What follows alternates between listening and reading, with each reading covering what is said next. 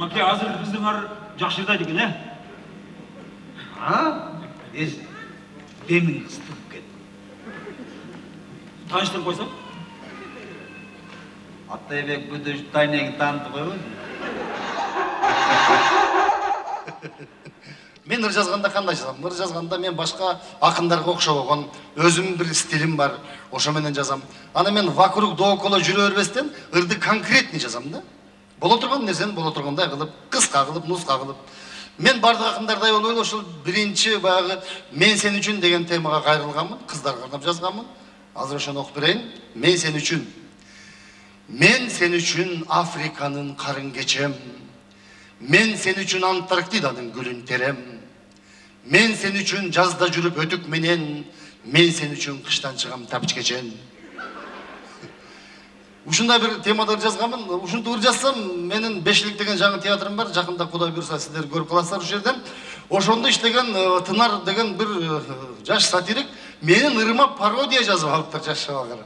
Эми Рахман ака ошонтип илгери айткан болсо кыздар ишенгендир, азыркы кыздар андай ырга ишенбейт. Азыркы кыздарга монтип жазыш керек деп жазыптыр. Мен сен үчүн деген темага. Мен сен үчүн талаадагы тайлак болом. Мен сен үчүн жуулбаган байпак болом. Сенин бутуң түз эмес кыйшык экен, сени сыйлап мен дагы тайтак болом деп жазды. Эми азыркы жаштардын ырлары да бир башкача. Ондар мени ушундай деңгээлге алып келген, ушундай ырларды жазганды үйрөткөн мен устатым бар.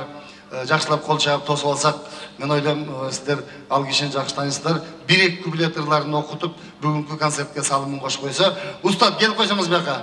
Дүркүрөгөн кол чаалар менен. Мен агайым.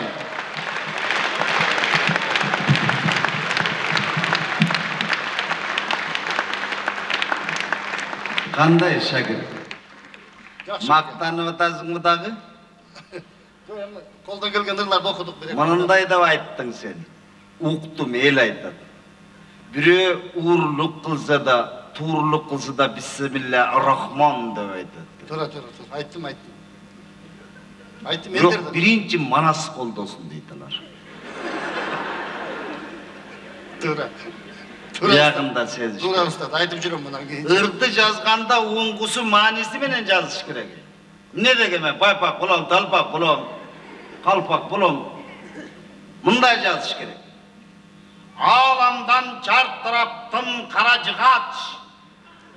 Кар жааса жерден чыккан чырпык сыяк. Алоолоп жерден чыккан шартыратма. Кайдагы кескелдирек сага келет. Баканын төрттүүлүгү таш бакадай. Кайдасың махаббатым сен издеймин.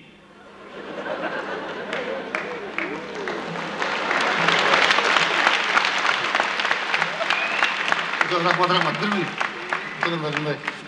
Sizler geçirip kokula, sizler düşündüğün ne jönde ekenlerdi? Men düşüngen jokmун sen üçün. Değil mi Maki, Ustad?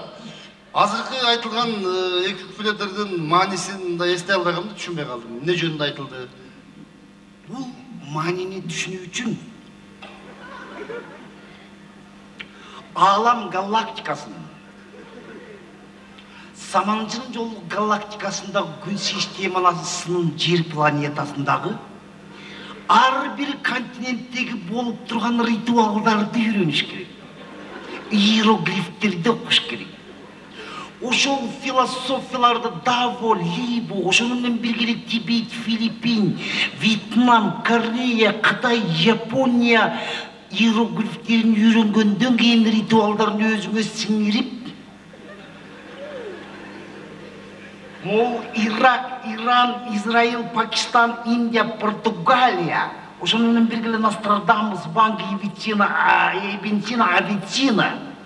Жана ошону менен бирге Нострадамус, Вангалардын бардыгын окуп бүткөндөн кийин ошол түшүнүктөрдү бүткүл Англия, Америка континенттериндеги болуп жаткан окуялардын бардыгы медицина тармагынан алып көргөндө сага окшогонду 2 стадиядагы склероз деп коет.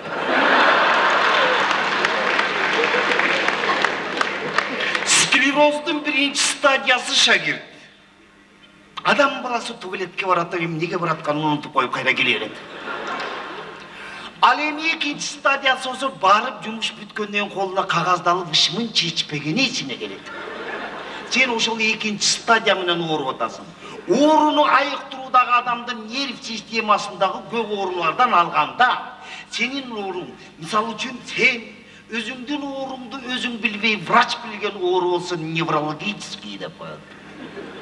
Ал эми сен өзүңдүн ооруңду өзүң билип, врач да билген ооруну хирургический дейт. Ал эми сен өзүңдүн ооруңду билип, врач билбеген ооруну терапевтический дейт. Сен терапевтический ооруда көп жүрөсүң. Ошону менен алек болгонго байланыштуу дүйнөдөгү болуп жаткан менин ырларымдын болгон философиялык, психологиялык жагын билбегениңе байланыштуу 21-кылымдын руханий регресси менен жана экономикалык прогресси жөнүндө эч кандай оюң жок сенин. Ушуларды билмейинче сага кыйын.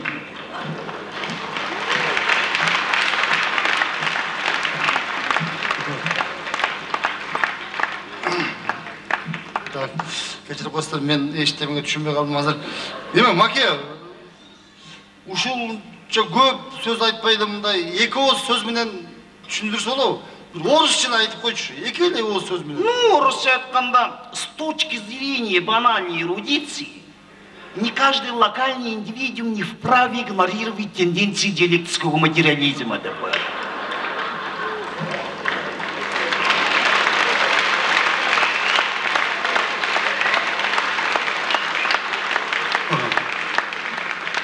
Же Манас өтө акылдуу болуп кеткен, же мен аркада калып калганмын да.